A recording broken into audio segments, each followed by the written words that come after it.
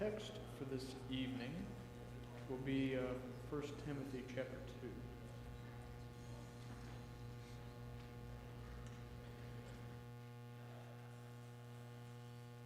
First Timothy chapter 2 and verse 9.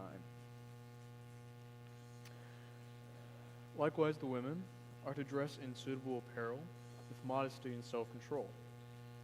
Their adornment must not be braided with braided hair and gold or pearls or expensive clothing, but with good deeds, as is proper for women who profess reverence for God. Women must learn quietly with all submissiveness, but I do not allow a woman to teach or to exercise authority over a man. She must remain quiet. For Adam was formed first, and then Eve. And Adam was not deceived with the woman, because she was fully deceived, fell into transgression. She will be delivered through childbearing. She continues in faith and love and holiness with self-control. Again, for this evening, stop me if you have a comment or question. I'll try to work through the text and work through it. So the first thing that Paul writes to Timothy for our text, he tells them, likewise, the women are to dress in a certain type of apparel. And I think this partially goes back to, or he's referring back to in verse 8, where he's telling the men specifically that when they pray, they are to lift up holy hands. I don't think that this is a literal holding up your hands, although that would probably be an appropriate prayer posture.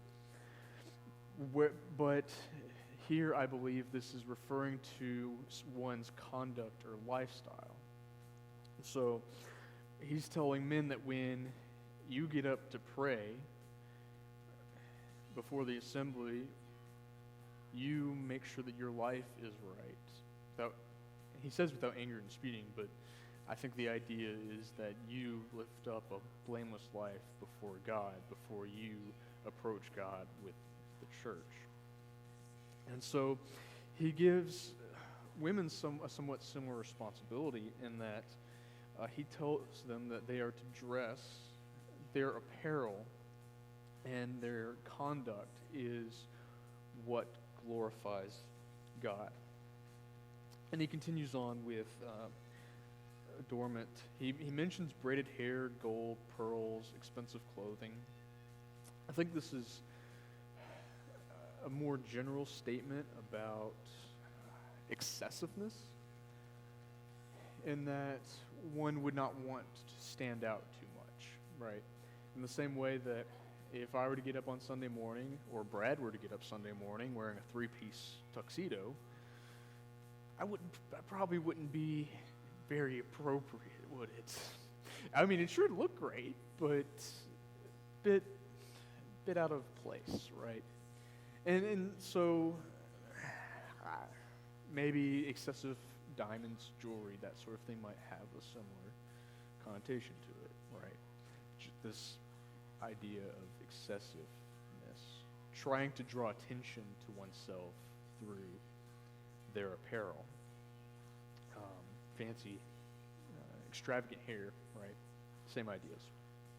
And so he continues with that same idea, but with good deeds, as is proper for women who profess reverence for God. So not only is there with it attached their apparel, but also their lifestyle, doing good deeds.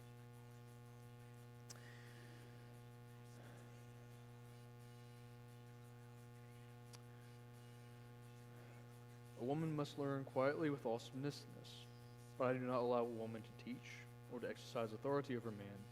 She must remain quiet. For Adam was formed first, and then Eve.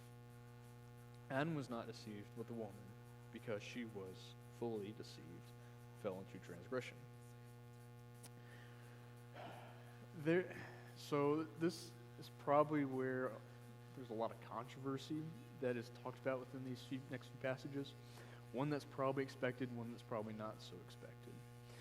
Um, so there are many individuals who talk about this text, and they refer to it as Paul is referring to something that is culturally going on in Ephesus. And I do not believe this to be the case. Here's why. First, I want to go over to 1 Corinthians chapter 11.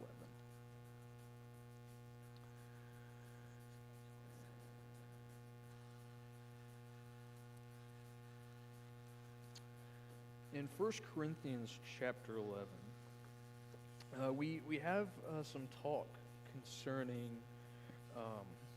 Lord's Supper. But before that, we've had a conversation. I think this is, if I remember right. Yeah, so previous to this, Paul has been discussing head coverings. And so, when talking about head coverings, the one distinction that I want to make for this is drop down to verse, drop down to verse 13. Judge for yourselves. Is it proper for a wife to pray to God with her head uncovered? Does not nature itself teach you that if a man wears long hair, it is a disgrace for him? But if a woman has long hair, it is her glory. For her hair is given to her for a covering. If anyone is inclined to be contentious, we have no such practice, nor do the churches of God. So, I myself am of the opinion that one does not have to wear a head covering. I don't think it's necessary. I have no problem with people wearing them if they want to wear them. I would say that they shouldn't be imposed upon other Christians, right? But with that, number one, he says her hair is given to her for a covering, and if anyone is inclined to be contentious, we have no such practice. So the way that I'm interpreting this is, if there are problems here, we don't really have such practice. This seems to be a cultural thing for Corinth. That is Paul's reason that he gives. Now, when we go over to 1 Timothy chapter 2, his reason is very different. He goes back to creation. Adam was formed first, and then Eve. Adam was not deceived, but the woman, because she was fully deceived, fell into transgression. And so, God, through Paul, says, my reason is not, well, if anyone's contentious, we don't really have such custom. That's not his reason. Instead, he says, this goes back to creation. Adam was formed first.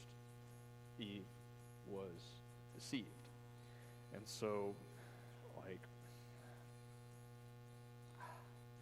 and there are a lot of people that take this passage and will say this is just cultural. That this means that we can have women speaking from the pulpit, leading prayers, etc., etc.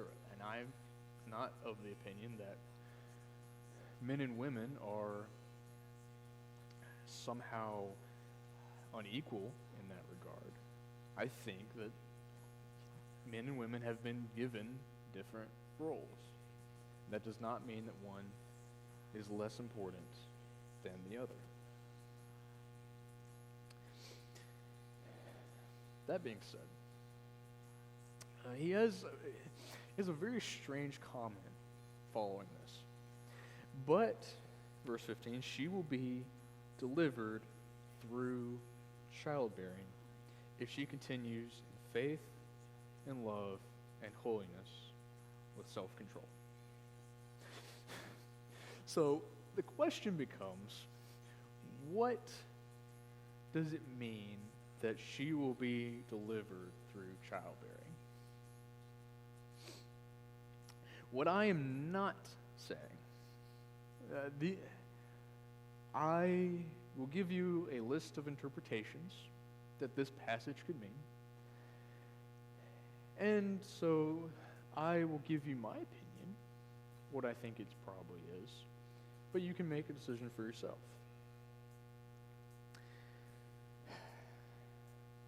Number one, these first three I don't think are likely.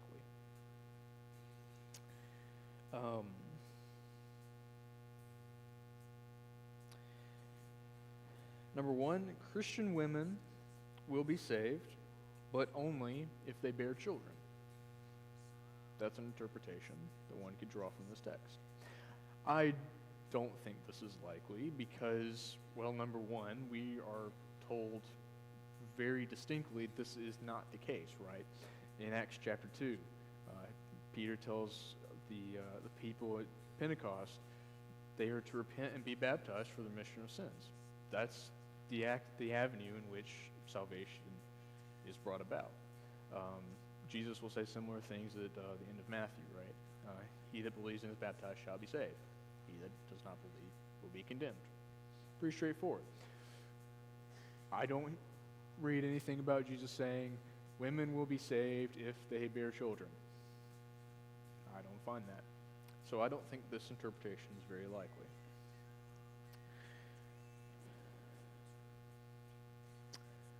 Number two, despite the curse, referring back to the curse placed upon the woman in Genesis 3, despite the curse, Christian women will be kept safe when bearing children. You could interpret it this way. I don't think this is very likely because it's not true to life, right? We've had a lot of problems in the past with women passing away during childbirth. Sometimes that still happens. It's unfortunate, but this text does not say that they will be kept safe. So I don't think this interpretation is very likely. Number three, despite the sin of Eve and the results of her sin, that she would be saved through the childbirth. That is, through the birth of the Messiah that we read about in Genesis 3:15, this prophecy that we have about Christ who will bruise the head of the serpent. This view sees the singular she as referring to first Eve and then to all women from the change from singular to plural. Further, it does work well. However, grammatically speaking, I'm trying not to bore you with the language. The future tense would not really make a lot of sense here. That's being used here is to refer to something that's happened in the past with Christ.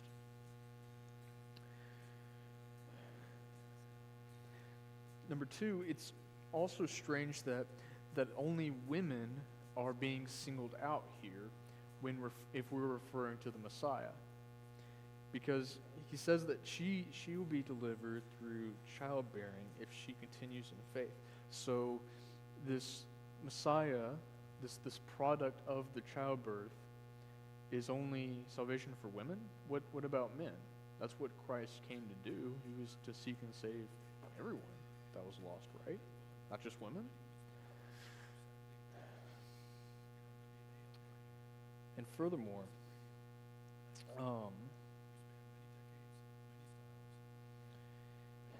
the language, the word that's used for the process of, the word that's used for childbearing refers to the process of childbearing, not the actual product. And so from the language, I can't say that this passage is referring to Jesus, the Messiah. And so we get to some more plausible explanations. This could be a reference to the curse of Genesis 3:16, in order to clarify that the woman has led the man into transgression, and that she will be saved spiritually despite this physical reminder of her sin. The phrase is through childbearing, but this does not necessarily denote means or instrument. It may show that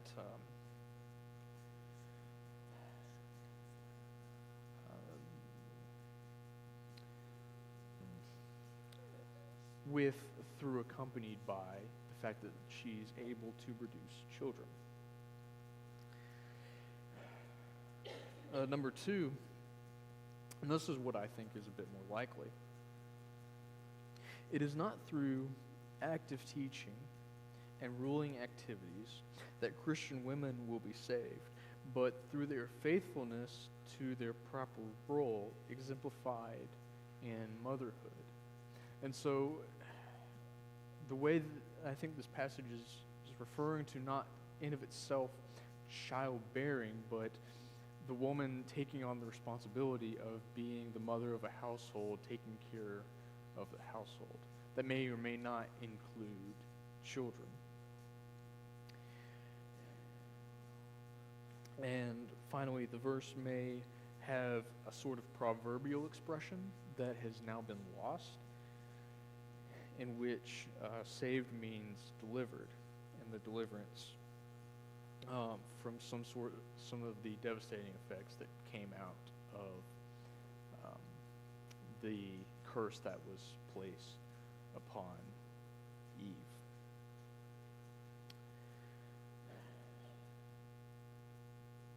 I understand that was a lot.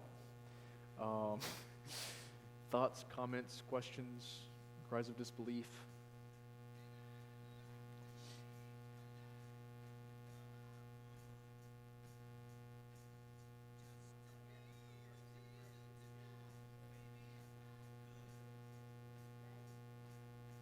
Yes.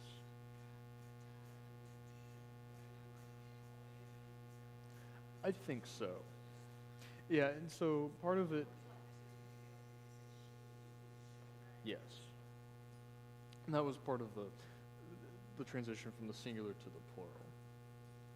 Yeah. So I think it would apply to all women. And so part of me wants to ask the question, well, what does that mean for single women? What does that mean for women who have taken on a job and not decided to become married? Are they not allowed to be saved? I'm not saying that they can't, but that's certainly an interesting question for our world, right? Because in the first century, women didn't have rights. They couldn't, if they weren't married, then they struggled.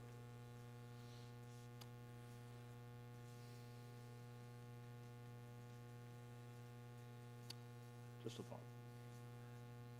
Anything else?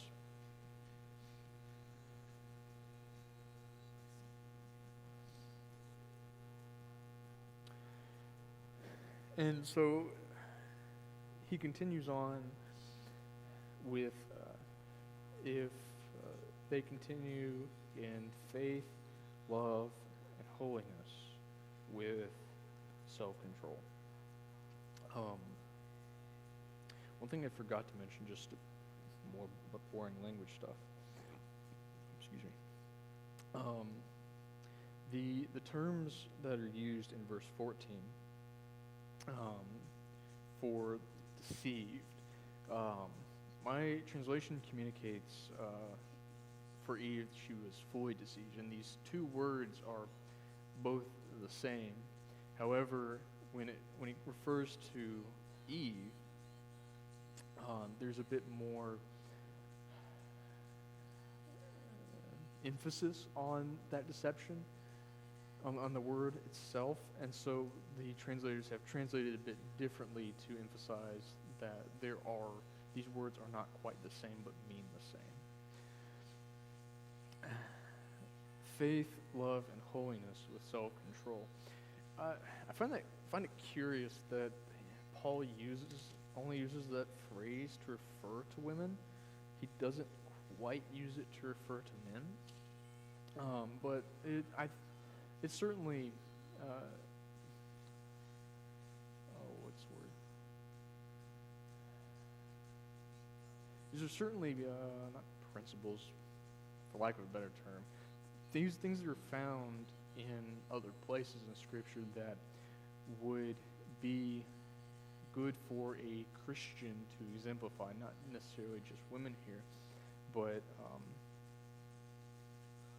certainly faith, love, and holiness and self-control are all things that all Christians should demonstrate within their day-to-day lives.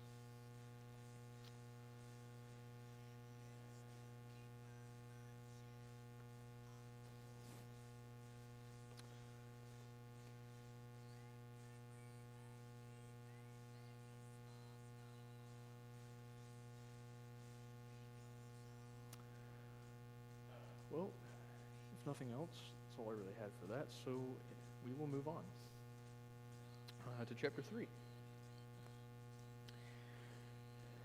This saying is trustworthy. If someone aspires to be the office of overseer, he desires a good work. The overseer then must be above reproach, husband of one wife, temperate, self-controlled, respectable, hospitable, an able teacher, not a drunkard, not violent but gentle, not contentious, free from the love of money. He must manage his own household well and keep his children in control without losing his dignity. If someone does not know how to manage his own household, how will he care for the church of God? He must not be a recent convert, or he may become arrogant and fall into the punishment that the devil will exact. He must be well thought of by those outside the faith, so that he may not fall into disgrace and be caught in the devil's trap.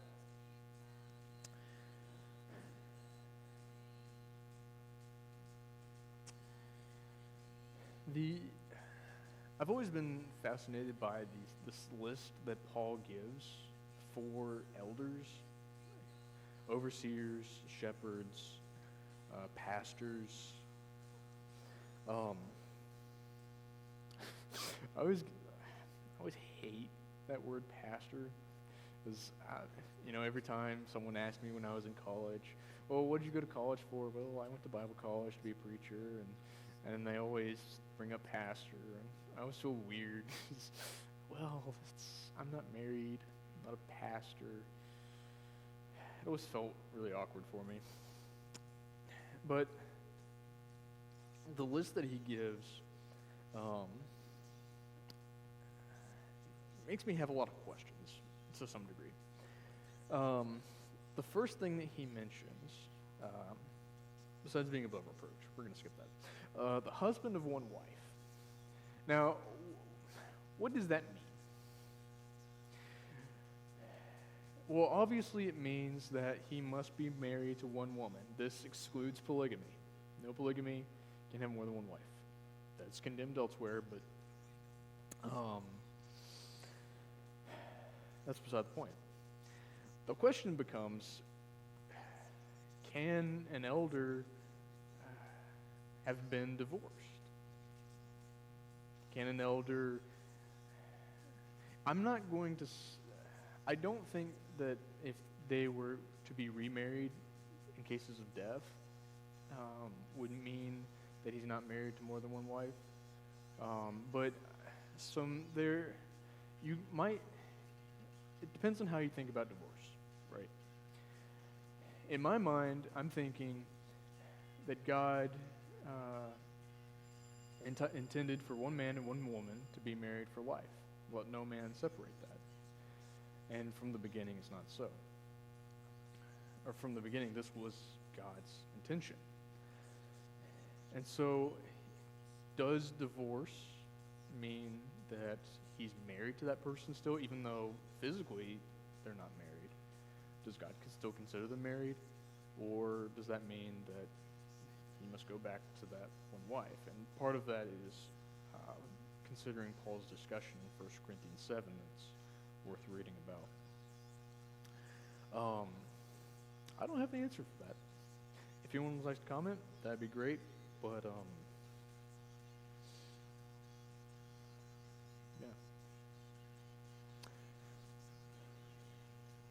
I out of time? Sounds like I'm out of time. Well, thoughts? Any final thoughts? Questions?